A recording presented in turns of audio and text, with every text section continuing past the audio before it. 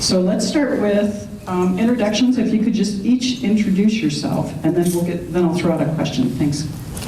My name is Claire Seguin, and I'm the Executive Director of NEDCO, which stands for Neighborhood Economic Development Corporation.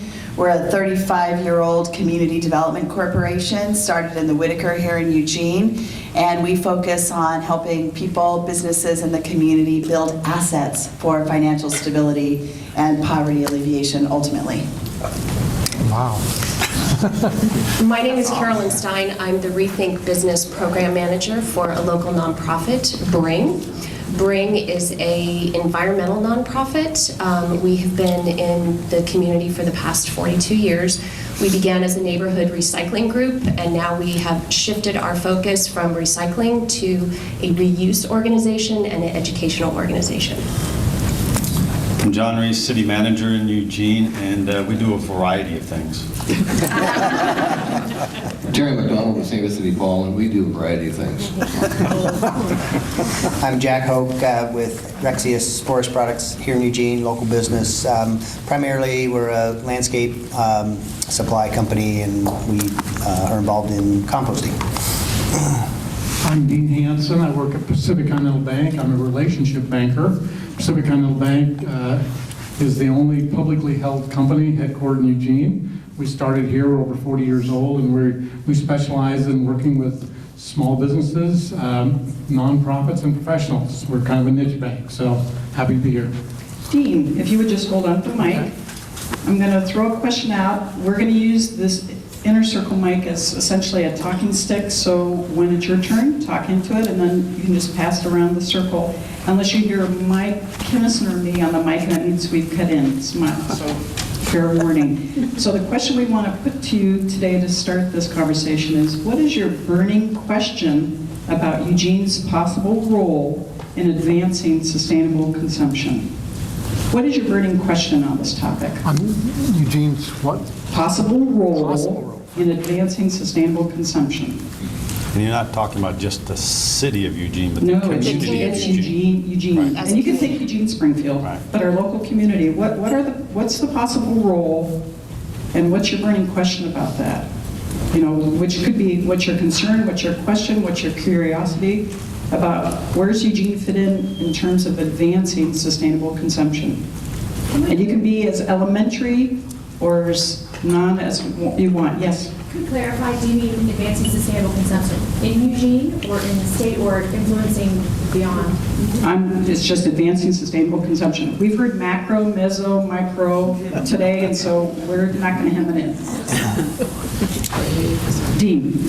You know, when I was thinking about this question, I was, I travel some and I go to other communities, and I'm always appalled that they don't have a bottle bill, that they don't encourage their citizens to bring the bags for their own groceries, that they don't have curbside recycling. And so I think Eugene has, I'm not sure I'm answering the question, but it really does impress me that we're way ahead of other communities. And I think maybe just being a leader in those areas can influence other communities to do some of these things that I think are really important. I think for me, one of the important issues that we have in Eugene is our wage gap or our median income gap. And if we take a look at that, compared to Portland, for example, or the state average, our average median income is 10, 12, 15% that of the states, and 20 to 25% less than that of Portland. And I think that in and of itself creates a number of issues when we talk about affordability and all. And so part of it for me is, when we think about sustainable consumption, what is the impact of the policies and practices on the prosperity of individual families as they impact that income gap? So for me, that's an important part of the conversation. I think for me, there are lots of things that I think about professionally about it, and we'll probably talk about some of that work, but it's much more based than that. I think that In my own house, my husband and I have very different levels of commitment and understanding to any of the issues surrounding this topic. And so I find that in the community on a broader scale, the same is true. And I think that until we have more people who are even in touch with the topic, we have challenges all over the place to address. And I worry that there are still an awful lot of people who want what they want when they want it. And I worry that we won't be able to change that. And if we don't, what does that mean? And is any progress okay progress? I would just add that I think that Eugene is very unique because we do have a very large gap in earnings. But that also has some interesting opportunities because people don't have as much to spend. They're not spending it on crap. They're spending it on things where that have value to them. And that's particularly true in the younger generation, and we're seeing that a lot. Young people are not interested in buying things. They're interested in having their data plan. That is how they stay connected.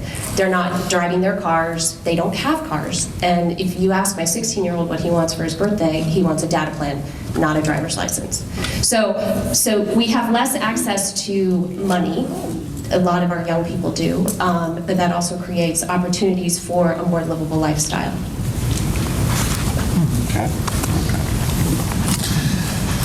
Well, the burning question I have is how we can move toward a mandatory zero waste plan. Zero waste really is a way that we're seeing in California to create real jobs and long-term employment out of the waste stream. And product stewardship is one of those things, like bottle bills or like electronics recycling. But when you get those mandatory goals in there, what you end up doing is driving the discussion forward. And in doing so, you create economic opportunities to address inequalities in society, but also create a very sustainable society. Yeah, so kind of to piggyback on that and some of the other comments, I think I'm going to maybe take a little different direction in that when take recycling or some of these other things that as a community we think are good things to do, and as a society we want to do that, and that certainly folds into reducing consumption and more particularly waste.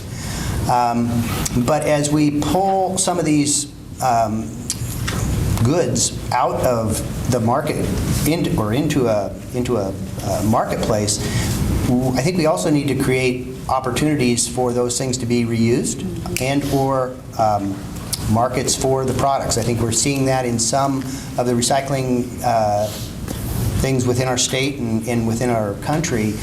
Certain commodities are being pulled out of the waste stream, recovered, but then there's no end use for that. So then really what have we done? And I think it can create a little bit of disillusionment maybe with when people find out that things are being recycled or recovered and really not being used beneficially, end up having to go to a landfill because there's no use or something like that. So I think that's something that I think as municipalities and governments can help create markets for those by creating demand for those or supporting activities that could turn those things into viable businesses if there's enough of those consumed. I appreciate the conversation about zero waste, and I agree with that, but it feels like the issue is really about it's not about what do you do with what you've already produced, it's how do you not produce it in the first place. And I think that's a challenge, because if the younger generation is interested in data plans and not vehicles, that means the people that used to manufacture vehicles and no longer have a job. Now we can trade that over for data plan jobs, and I'm not sure the comparison in those. And so part of it to me is how do we produce less? Yes, definitely whatever we produce, let's do something different with it. But how do you actually produce less in a way that is helpful for people's individual and family prosperity, doesn't increase the challenges? And so while and I'm just using data plans, and I'm not using that as a pejorative, but there's a difference in managing call center data plans, I'm just using that, versus manufacturing a vehicle and somebody's real wages. And so how do you manage that? Yeah, well, the trick on this one is that product stewardship and zero waste have a component in there, that the components that can be reused and remanufactured and other things. If you can't reuse it, it shouldn't be in the product in the first place. So the whole point on that is that you're going to create a feedstock for your manufacturing or production where you actually want to attract that material in whatever that happens to be, that stream that will be the feedstock to create those jobs and employment. But that's all part of what zero waste and what product stewardship is about. If you can't use it again, it shouldn't be in the product. If it is in the product and you can use it, specialize in what the component that you want to use out of that and manufacture or produce the product out of it. You know, I'm familiar with what Bring does and what St. Vincent de Paul does, and I'm convinced that, or I know at least Bring is, I don't know if there's another nonprofit in another community that does what Bring does. If you don't know what Bring does, we can explain it to you, and what St. Vincent de Paul does as well in our community. So I see these two unique agencies that provide jobs, provide recycling of things that in most communities do end up in the landfill. So I think Eugene's leadership with some of our really successful nonprofits that do some unique things is something that other communities can learn from. And I love knowing that Bring and St. Vincent de Paul does what they do in our community. It's very creative. So continue, but I also want to invite, especially what we're hearing, lots of good stuff happens, but we've got a concern voiced about what that means for individual, family, and business prosperity as we make what could be a profound shift. Not that that hasn't already been going on in our national and local economies. And so for those of you who are practitioners and researchers out here, be thinking about what you know that you can bring into the circle, and please feel free to join as they continue to talk. So if you want to join, find somebody to tap in. We've been talking. No, you have to actually get in the circle. Do I move my chair? Throw one of us out. No, you got to tap somebody out. We had a conversation earlier today that I want to look back to, and it's the relationship of social justice and how that aligns with sustainability. And these two guys right here are directly involved in a really interesting experiment in housing. This is Opportunity Village, we call it, and Emerald Village, which is coming down the line. This is these are taking people that are living underneath bridges along the banks of rivers in tents, maybe even not in tents occasionally, providing them a private, safe place, house, if you will, that costs $800. Maybe $2,000. Discussions are going on in terms of whether or not they have bathrooms. There's shared kitchens and toilet facilities. So I'm opening that up to not to the Main Street conversation of economics, but to this emergent issue that we're dealing with here in this community, and asking you to address your opinions about this and maybe give us some feedback from your views in terms of the social equity, sustainability aspect. Well, we're really talking about microhousing, and microhousing has a variety of impediments to it, largely because of zoning and code. Is it a possibility to go forward? Well, there's been a couple breaks in that last 20 years. First of all, with when modular mobiles could go back into R1 zoning, or single-family dwellings. And that was a good break because that meant that that particular manufactured product could go in. This is an extension of that, just a very interesting extension. A more interesting part of that discussion is how you can find a way to code out a expanding, a Nautilus type of housing, where the core portion of it, that's the utility and electrical portion, which is the most expensive housing, which can be manufactured in a manufactured setting, at the coach industry or the mobile home industry, can be legally put into a community where a person can live basically in their kitchen, which would be a very small footprint, very cost effective, and expand out from there. And you can also densify that by using that product in unusually zoned properties.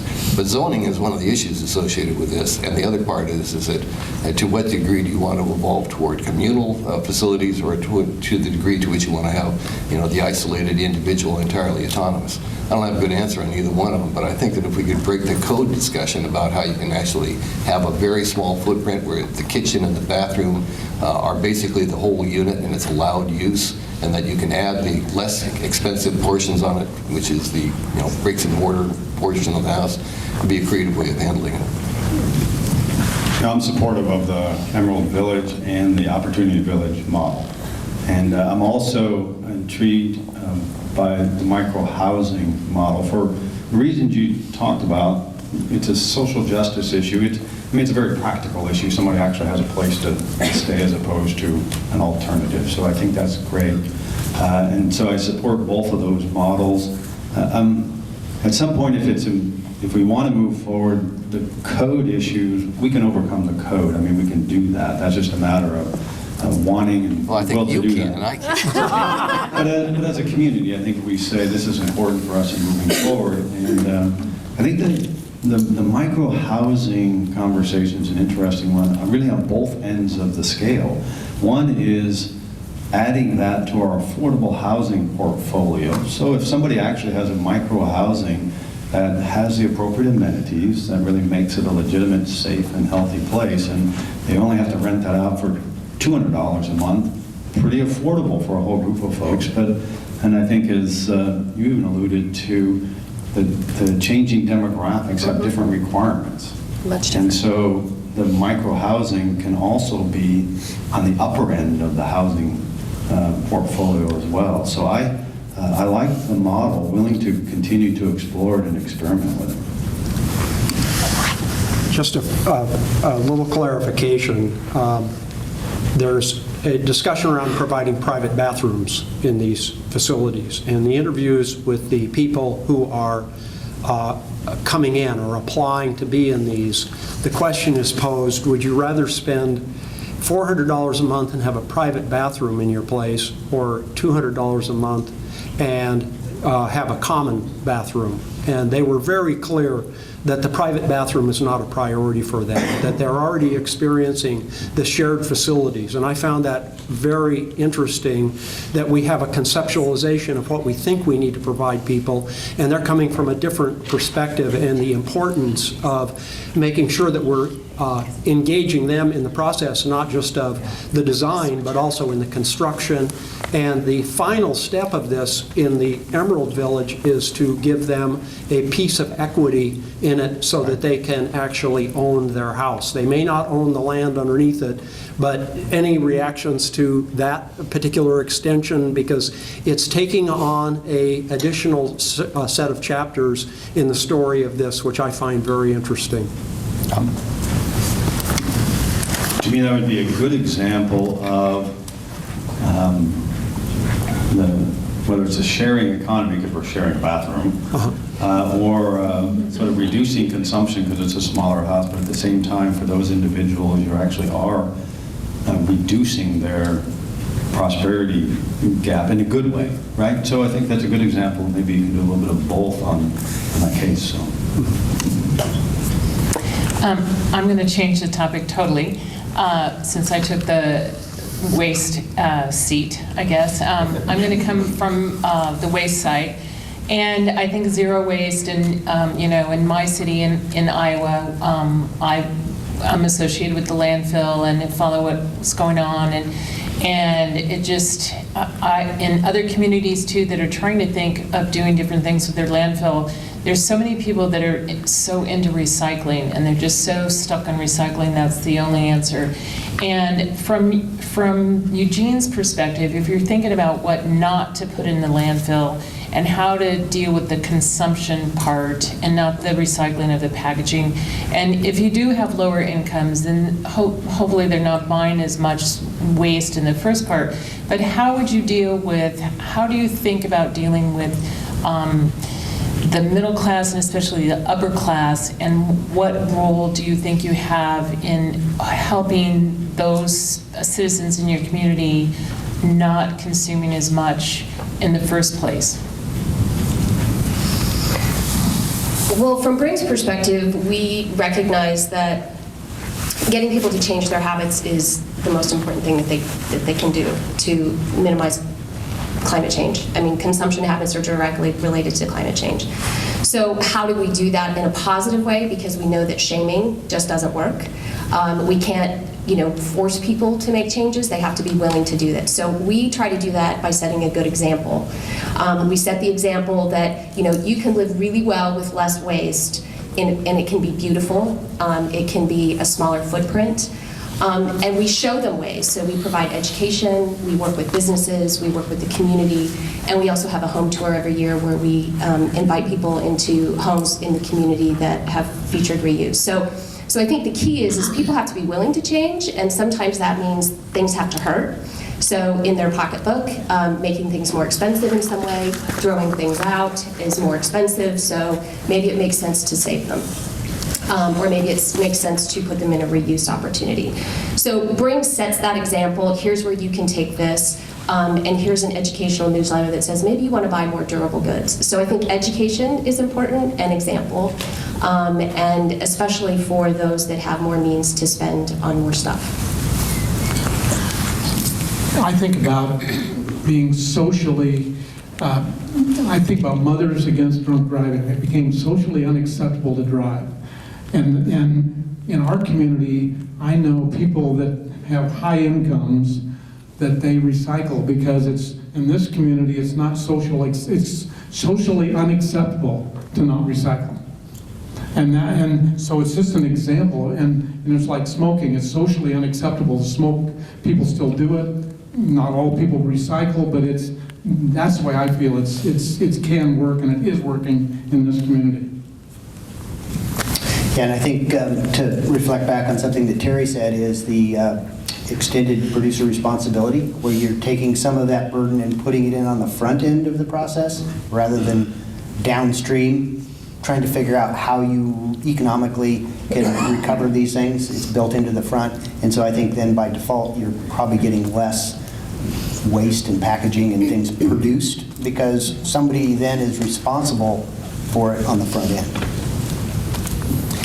And so I'm wondering if framing it in the form of climate change, if that's really, if most of your citizens think of climate change as being an important aspect, and if that's the way you're going about it, and if not, I'm from the Midwest, half of people believe in climate change and half don't. So if you're trying to reach the other half, how else would you frame it? And do your citizens respond to the climate change aspect of it? I can respond to that. And Tom can tell us more about that too, but we did some survey work here in Eugene a few years ago to answer exactly that question, and found that 75% of the respondents agreed that climate change was a problem, it was human caused, and that we needed more aggressive action on it. So pretty high level of agreement with all of that. So we know, at least on an opinion basis, we have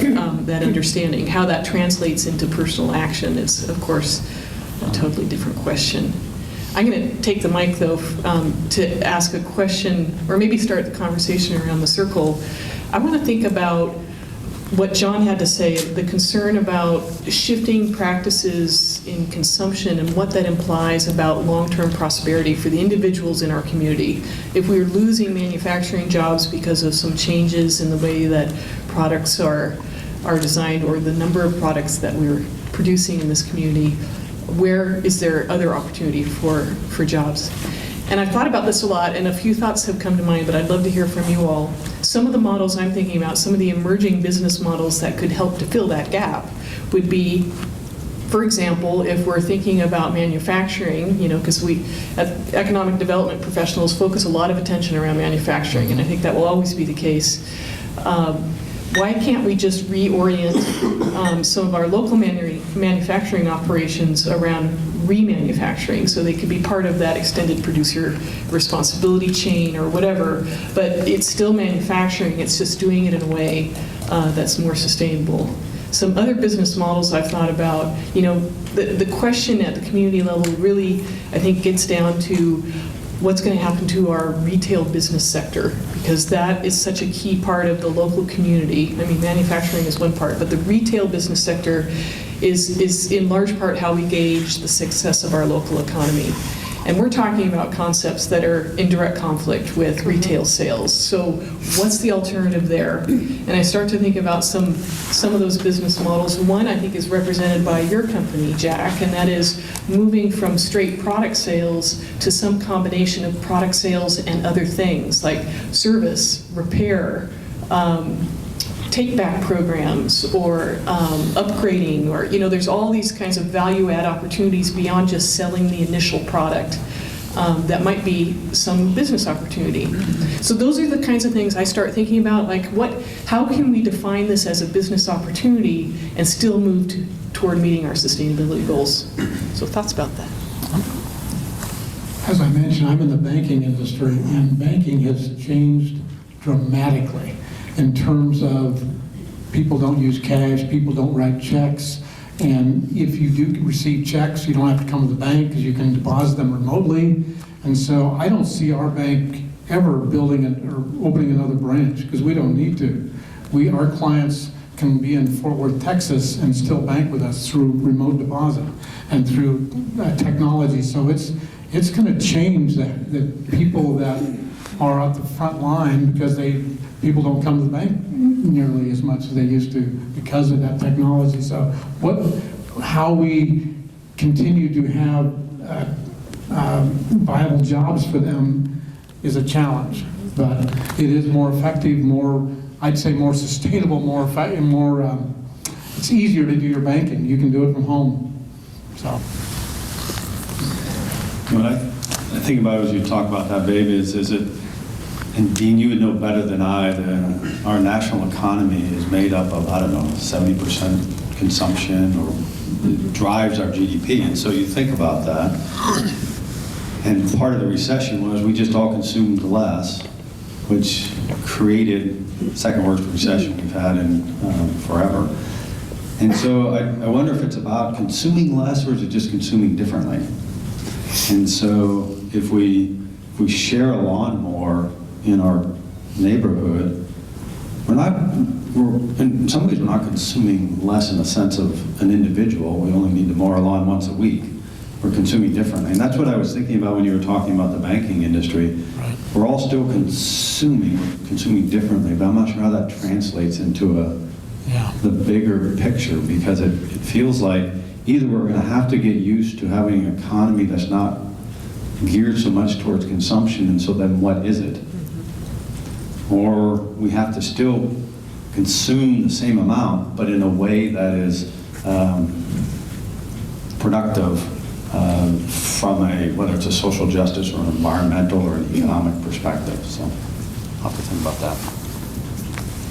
I work with energy efficiency and greenhouse gas a lot, and I've set the projections for what amount we need to reduce, and the idea about just with energy, we're always going to use energy in some way. We're always going to eat food. We're always going to consume. We're always going to need socks, and so I think the whole thing is just shifting it to do it differently, like with energy, not using fossil fuels, and with wanting data plans instead of, what does he not want? Car, and so maybe, to your question, Babe, about thinking about how it used to be in the day when if you bought shoes, the person that made your shoes could fix your shoes too, and if you bought clothes from a tailor, the tailor could fix your clothes, or just if we sort of went back to having more personalized, if retail was more like that, it would be different. So to get back to your question, Babe, a lot of times the problem of manufacturing and then coming back and either repurposing or remanufacturing, it's the value question. And some products are so cheaply made, there's not that opportunity. And I think as consumers, we feed into them because we want to pay a low price for something, and by default, it's going to be throwaway. And I think that we have to kind of realize that, what are we willing to pay to consume something that is repurposed, reusable, rebuildable, those types of things. And I'll kind of give you an example for just our business. We do manufacture some equipment that for applying materials, and it's sold all over the country. Well, the recession, a lot of businesses that use that technology went out of business, and we were able to go back, unfortunately, buy that material at those pieces of equipment at auction, rebuild them, and then resell them. And it was a good business model for us because we bought them at a low price, repurposed them, and then could sell them at about a 50% discount of what new was. So that was just by happenstance, by the economy and all that. But that, I think, is the type of thing you're talking about, and it can work, but it's just getting the stars to align to where there's enough value for that to happen.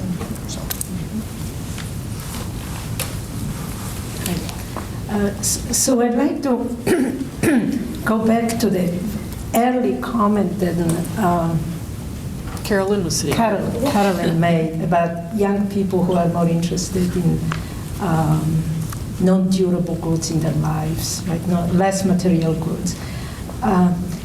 I find certain interesting tension between what you said, John, of wanting to close the wage gap, right? Raising the level of prosperity of poor families. And there are two ways it can go if you succeed, right? One is that they will just enter the same path of let's get more and bigger, and then we made no progress. In fact, we move backward, right? Or maybe they will take a different path and become these young, like this, they will adopt the culture of these young people that we just heard about that are less interested in material goods. So how do we influence that path? That's really, for me, the big question.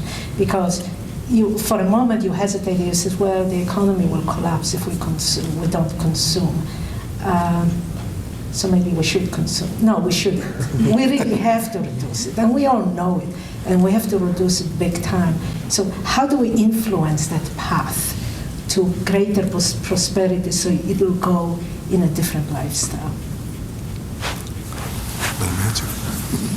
I'm happy to consume less airspace if I get tapped out, so that's also one way I can directly help at the moment. Stay put.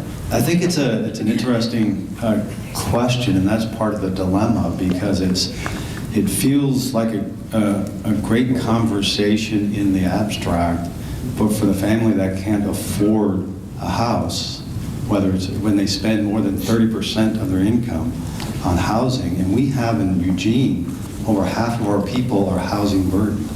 And so it's hard to have that conversation with them, I think, to say, you know what, consume less and your life will be better.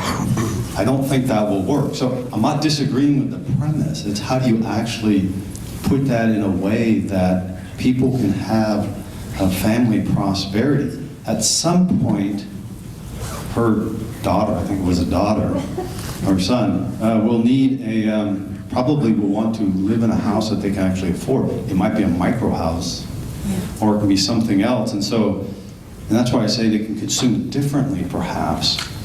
But I'm not sure how we also help the individuals that every day they're trying to actually live their life in a way. And I don't think the answer is just consume less and all will be better, because it doesn't feel like that's going to ultimately help them. Or us.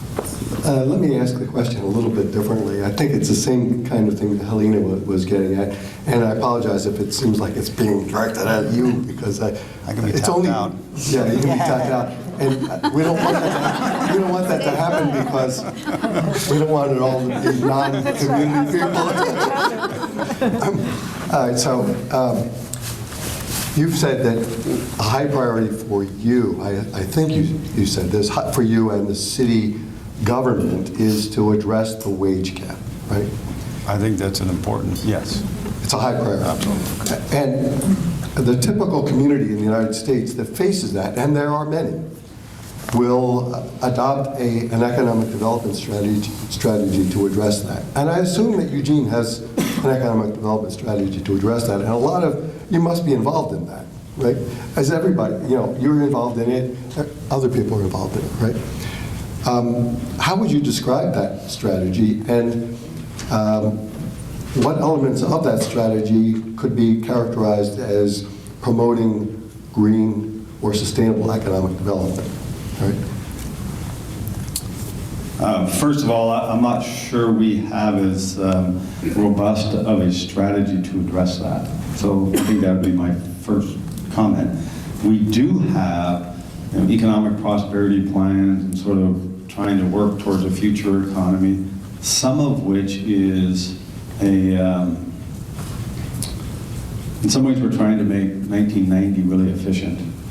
In other ways, we're trying to actually look forward. So I don't... What does that mean, 1990 efficient? We're sort of trying to recreate the old economy in some ways and not just purely looking forward. But I don't think that's unusual. I don't think we're alone in that. So I think it's a difficult conundrum. And part of it's just a systemic sort of thing. We have, education systems that we also need to be thinking about, which play into this very much. This kind of a conversation. Our economic development efforts play into this conversation. So again, I'm not disagreeing with the premise, and I think we'll all continue to try to work to, one, close the wage gap, and I think we need to figure out how to consume less. So I think that's also an important part of that. And it's how do you try to meet multiple goals and not trade them off against each other. I think that's maybe the point of at least my question as I think about it. It's not about not doing something or putting high priorities. How do you do both of those in a way that we're all able to prosper in that conversation? Let me interrupt just for a moment. John has suggested that he's willing for someone to replace him, and I encourage that because he's still going to listen. Same thing for Jack. And the fact that we might not have a local person in the circle at a given moment doesn't mean that that person won't come back in. And it also gives you a chance to address some of the concerns and questions they've raised. They don't have to be in the circle for us to have that conversation. Sorry, John.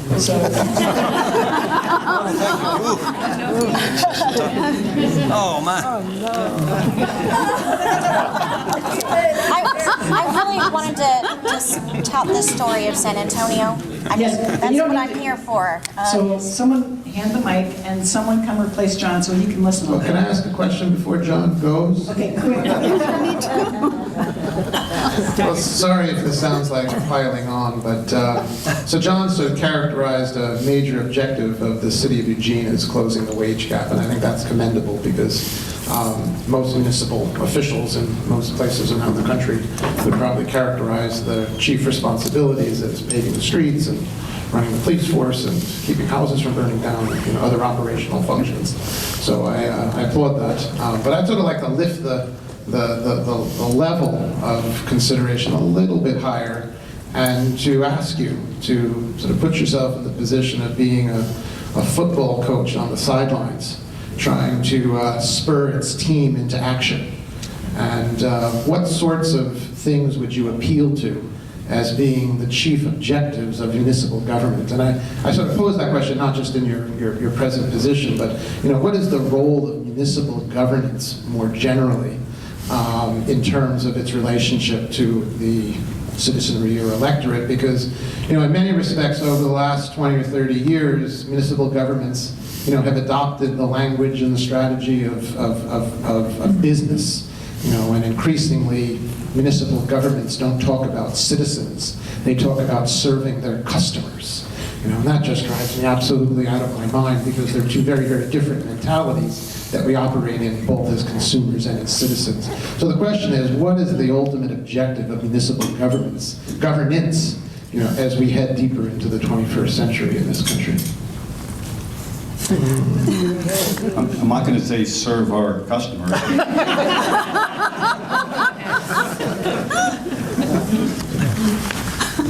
Wow, that's a pretty interesting question. So just a couple of thoughts. And I think we do have a role in some of those basic services. And when somebody calls 911, it's extremely important to them. If they have a fire or EMS emergency, really all they care about at that moment is somebody shows up quickly and is highly trained. All of a sudden, the consumption conversation is sort of a moot point. So absolutely, those are critical parts that I think the community relies upon. I do think we can have an interesting role in helping, or at least playing a role in helping the community take responsibility and accountability for any number of things. And this is one of those conversations that I think, to be effective, the community is going to have to take responsibility for. We will have a role as a government entity, and I think this is a good example of that. I think Babe has done a great job of convening people to have some of those conversations. So we have very much a role of convening.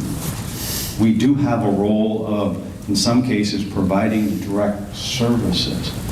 We do have a role in helping people come together in new and different ways and not stay just strictly in their lanes. And perhaps we have an opportunity to help all of us sort of look across lanes, and in that way it helps. And so not a complete answer, but part of our role as a municipal government can actually to encourage the community to be committed and accountable for some of these kinds of things, and not just purely put it onto us, because it's too easy. They can just say, you know what, city, you're responsible for ensuring the prosperity of our community, and if you don't do it, we're going to get somebody else in there that can, and that's just way too easy. They're not taking accountability for that, so somehow we have to encourage that. How we do that, much longer conversation, but I appreciate the question.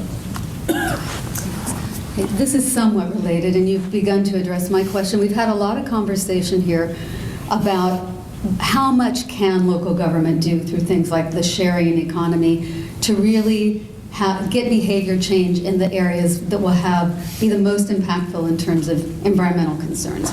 Well, we don't exactly know what those areas are, but we have a lot of ideas. And in addition, there's a whole economic equity issue. So, you know, with environmental big changes, I'm thinking about things like greenhouse gas emissions. With the economic equity issues, I mean, what you're doing around the micro housing sounds great. You're also operating within a system that one of the reasons why people need higher wages and need these micro opportunities that the city's developing is because of housing speculation. So my question is really, what is the role of the city in both, in terms of developing a strategy around ecological and economic equity and sustainability? What's the role of the city in thinking more about these macro issues and how to get to them? You know, some which, and I'm really talking about systemic institutional change, you know, changes around being able to get tax breaks on second and third and fourth mortgages, things like that drive cities to be in very bad situations in terms of their residents finding affordable housing and eventually affordable rental units. And I'm also thinking about the role of, because I think there are political limits to what most cities can do. I think Eugene seems to have a lot more freedom from what I'm hearing, but I work at the state level and we have really serious political constraints in terms of what we can push for, but I think we have a role, and I think cities in particular have even more of a role to convene, you know, faith groups, NGOs, various groups, and you were speaking some to this about the community taking responsibility to actually to convene and help frame some of these issues, and then let those groups get the ball rolling or integrate it into their other issue areas, and ultimately push the city so the city can move these things forward. So I'm thinking both about that convening at the local level, but also convening in terms of pushing at the state and federal level on some of these macro issues. So I hope that's not too confusing, but. I think you already answered your question, and so just as a facilitator, I would suggest that John doesn't need to answer that question right now, and in fact, other people can suggest answers to your question that can help inform John's thinking on it. Okay. And I know David had to step away, so if Neil or someone else has been itching to get in the circle, there's an empty seat, and we've got a voice right here. Thanks. I do want to touch on the role of local government. We absolutely do want to be facilitators. We want to be collaborators. That is our first role. And of course, yes, we want to serve with integrity. And that's the first thing within our branding is serving within integrity. But we also can only do what's within our control. So can you harness your own buying power as a municipality, as a utility, if you do own your utilities? The San Antonio new energy economy has been huge for us over the past 3 years. It's earned us over 400 plus high-paying jobs. Keep in mind, San Antonio is one of the most, 48% of our population all is eligible for low-income weatherization programs. That's what we're dealing with right here. We're dealing with a lot of poverty and unfortunately sometimes some hopelessness. So we're giving our citizens some hope. So now you have 6 new high-tech, clean tech corporations here in San Antonio just out of political will to say, we are establishing a San Antonio new energy economy. CPS Energy, it is you that will need to establish within your contracts. You must move your corporation and headquarter in San Antonio if you want to do business with us. You must hire only local people at this certain level of wage job. You must also contribute a part of your profits to our Alamo Community College. That way you're educating people and recruiting people out of our Alamo Community College district. It's gained over the last couple of years $622 million for us. And that's just the direct. The indirect is huge. Because, I mean, now, yes, we've got individuals that were at poverty level that now have buying power. And we're at a point where we can influence that. They're in a clean tech community. We are educating them now.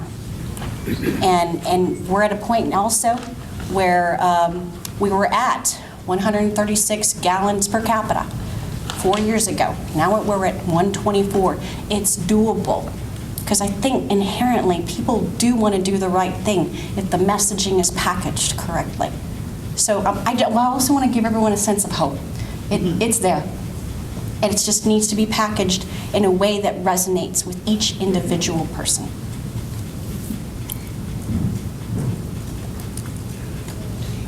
I'll respond to that. So what I hear again from you is this sort of language of corporatization, that messages need to be packaged and that San Antonio has a brand. That's not the language of cultivating citizens. It's the language of selling a particular political message to a group of consumers. I find that very distressing.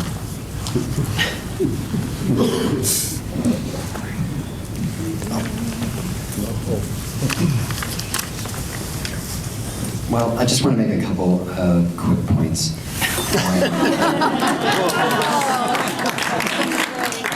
Is that what the call was? It was the mayor. No, you're in the hot seat. I was just listening, and hearing about like trying to close the wage gap and provide affordable housing, and in some ways, in my mind, and maybe I'm weird, like this is, in a way, it might be backwards for the goals that we want to achieve, and what about,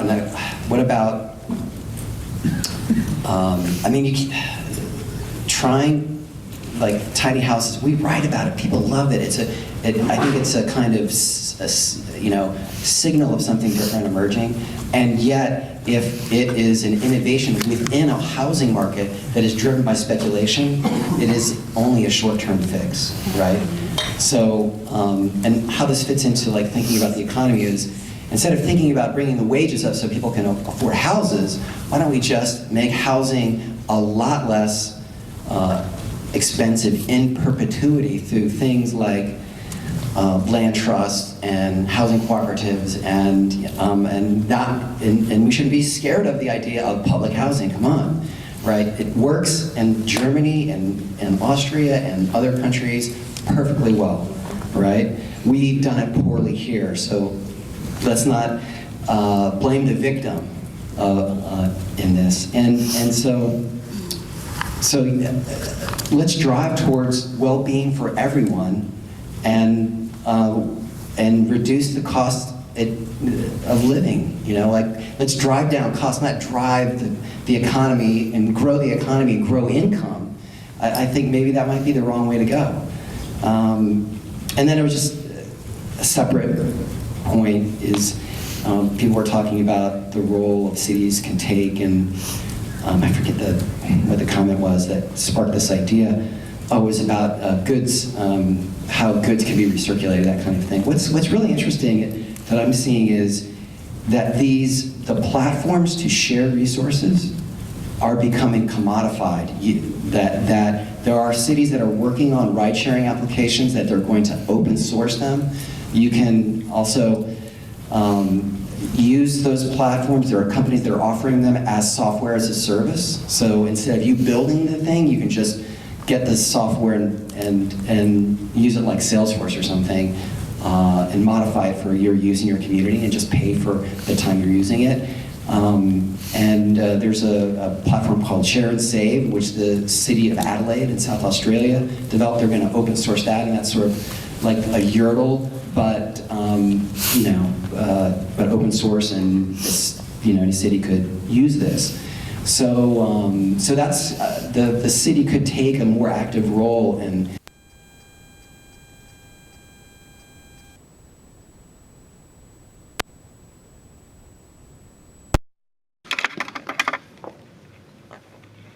Thanks. I also wanted to build off of the House issue as it relates to closing the wage gap, because what is the purpose of closing the wage gap if 50% of Eugene residents are housing burdened?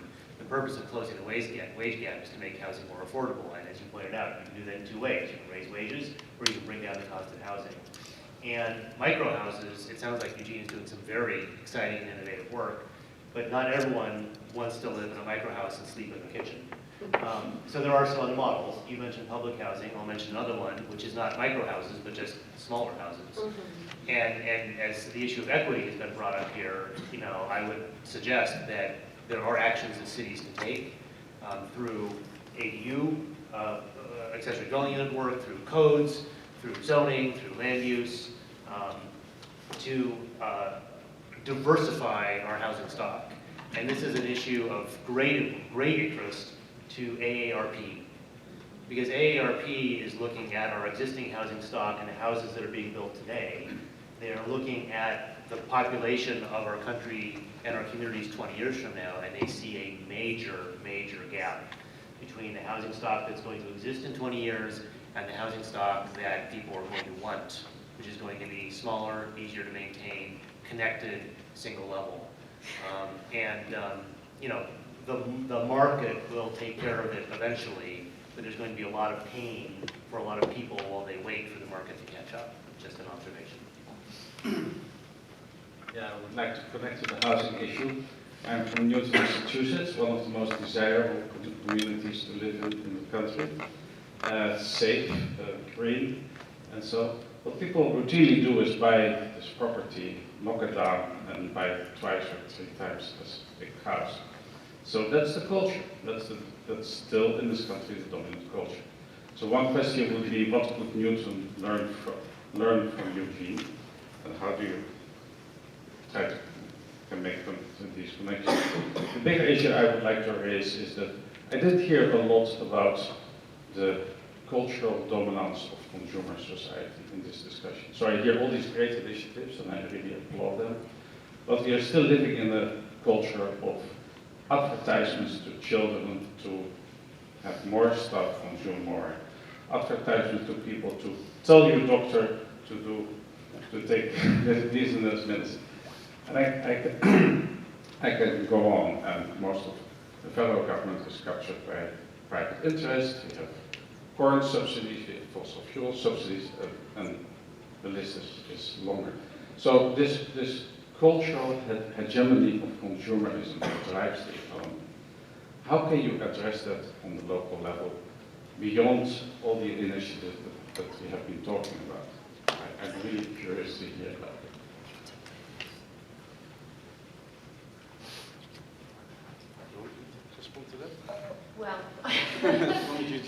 Well, what I really wanted to respond to was this idea around consumption and house size, because there's a direct relationship between house size and the amount of stuff that you have in it.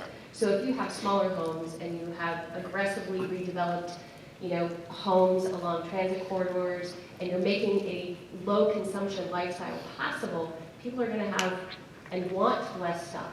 So I think as we sort of circle back around the topic of consumption and how do we promote people using less stuff, we need to think about house size, absolutely.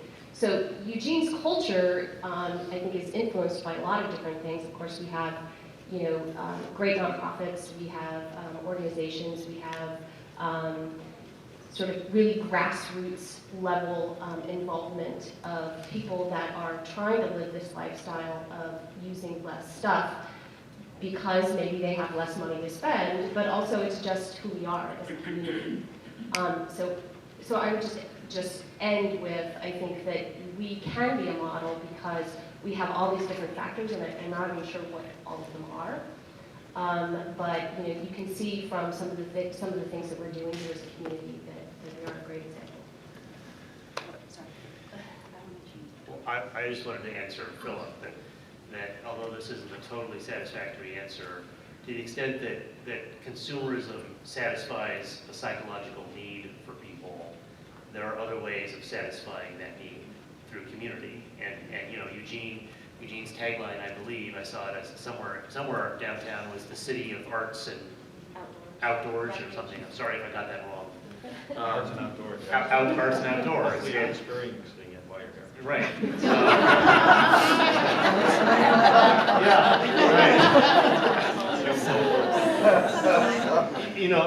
And that is a role that the city provides, which is to provide those public spaces, those community, those places where people want to go to that facilitates community building through arts, through parks, through libraries, through community activities, and that helps to fill that void and satisfy that psychological need in a way that does not require going to the Valley River Mall and trolling for bargains. So somebody in the circle who hasn't talked. So before Lisa leaves, and I'm sorry I had that little tantrum, but here's my question. So whereas Maury was depressed by the answer around engaging with the status quo corporate business, what I was hearing, and also what Neil was saying around land trust and cities taking control of the economic transactions and using the means at their disposal to drive that back into local community economic development and recirculating the dollars that normally would fly out back in and building capacity in all the ways that we're talking about. So for me, I was getting all excited going, see, yeah, that's more of what we need, albeit we still need to transform the dominant paradigm. But here's examples of where you're doing radically different things within. And it's not new, right? We know about community economic development. So my question is, how did San Antonio harness its potential to create a co-relationship with these businesses to drive them into investing in the community as opposed to the status quo, which is just come in and occupy and leave? We used a simple request, we used a simple request for proposal, putting out our business investments, what we're willing to invest, but also the conditions in which we were going to hire them to be here in San Antonio. It's a simple transaction that cities do every day, a request for proposal, putting it out there. Actually, CPS Energy has been around for over 70 years. When we wanted a solar company, so we hired Sun Edison, as well as OCI, both out of Japan, both going to build over 400 megawatts of local solar in San Antonio with local people. We put out a request for proposal. We advertised it on the Wall Street Journal, and we said 70-year-old wants hot partner to join us in San Antonio. So we made it fun. We made it to where it was attention-getting. San Antonio is considered this little small town, but we want to compete internationally. We have to compete with the big boys. That's just the way it has to be if we want to financially empower our own people. But as far as financial empowerment, it's something for everyone to think about. San Antonio is one of the least financially empowered. We have no buying power as far as everyday individuals. We're opening up financial empowerment centers so they can have buying power to buy better houses instead of living in dilapidation. So first and foremost, I think San Antonio is not a huge problem because we have a financial empowerment problem. We can't buy.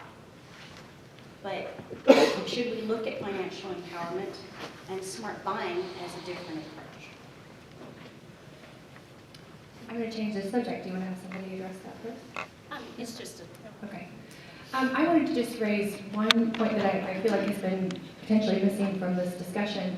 So thinking about the local context here and this wage gap and some unemployment and low incomes, and combining that with what we know about what is the single most consistent predictor of household carbon footprint. And it's not education, it's not environmental values, and in fact it's not even environmental behaviors, it's income, right? And so I wonder if there's been any proposals here, I do work in Sweden, where they have started to put policies in place for job sharing, to incentivize businesses to do job share arrangements. Looks like, did I miss this? Did you guys talk about this? No. Okay. But also, paternity and maternity leave in the Scandinavian countries, people come in to, so it sounds like people are already thinking about this just based on reactions, but we haven't really talked about that here yet, so. Well, just in the Oregon 2050 vision, there is this mention of working hours and systems to, job sharing, et cetera. And I just know in this community in Eugene, there's been recently a major upset politically regarding sick leave. And I don't know the details, but there is a rift in the community, as I understand it, between those who believe that government should provide or require that businesses provide for sick leave and those who do not. It's become a very sensitive issue here. So that's just why we were both smiling when you mentioned it. It's a hot potato. I just think, so yes, and it is also interesting too to think about what types of job training and valuable work experience people can get, even if they're filling in for an extended sick leave or some sort of a family policy leave. So I want to invite our original circle back in so we can give them a big thank you. John had to leave for another appointment. Please think about the kinds of issues and questions that came up because we're going to start to hammer at this in the large group discussion this afternoon after lunch. So we're at lunch, but before we applaud you, and babe is John for our purposes. This is the easy part. It's not a requirement, but before you leave, if there's a question or challenge you want to pose to this group, remembering that these are practitioners from cities, people from nonprofit organizations, and researchers who are grappling with the issues of sustainable consumption and sustainability generally. If there's a challenge or a question or a need you want to pose, throw it out there. We'll let them hear you. And if you don't have anything, just pass the mic.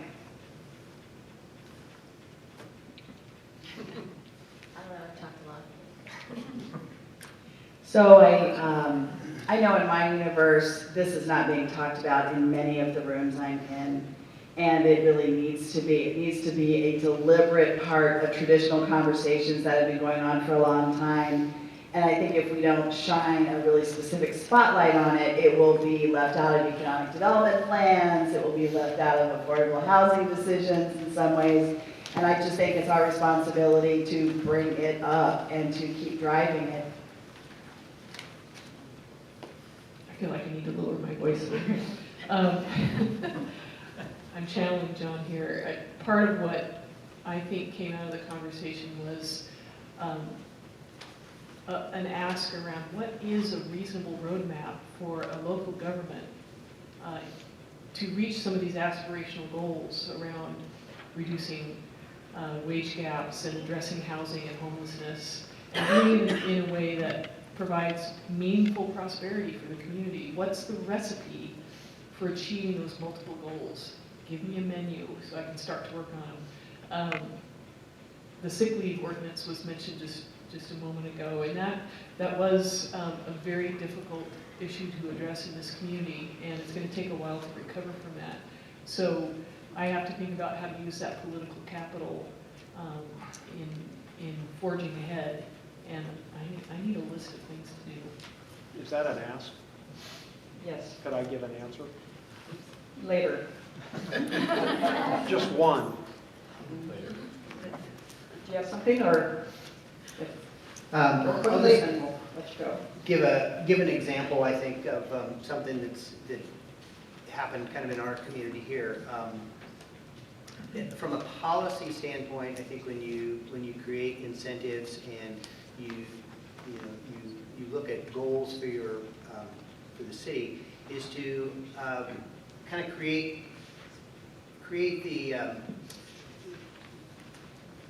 program with the full life cycle in mind. And I'll just use a local example. I'm not trying to punch the city in the eye with this, but we have a food waste composting program, and so we're recovering the organics from the community, composting them, turning them into a compost.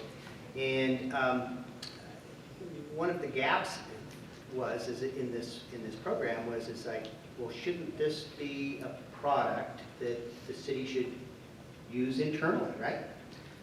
Helps meet their goals, reduces greenhouse gases. So I mean, for the big picture, it all is making sense. But when it comes down to the purchasing of the material, there's a gap, because it's like, oh, well, purchasing people aren't necessarily as engaged with policy people. And so they're going, well, what is it? Is it contaminated? Is it, how expensive is it? Oh, it's the same or less money. Oh, well, but it's different. And so it seems like, from a sustainability standpoint, that really closes the loop, right? I mean, you've pulled it out of the waste stream, you've done some environmental good, reducing greenhouse gas emissions, and then you're going to put a product back into the soil. There's going to be a benefit. And so that hasn't happened. And so that's where I think making sure that our policies are, congruent and full life cycle. Because I think, and again, I'm not necessarily poking Eugene in the eye. I think that happens on a lot of areas. It's like we pull something out of the air and say, yes, this is good, but we don't necessarily look at all the downstream ramifications to that. And that's difficult in a lot of situations. Well, I appreciate that you said pulled out of the air. And with that, we'll break for lunch. But first, some applause for our guests.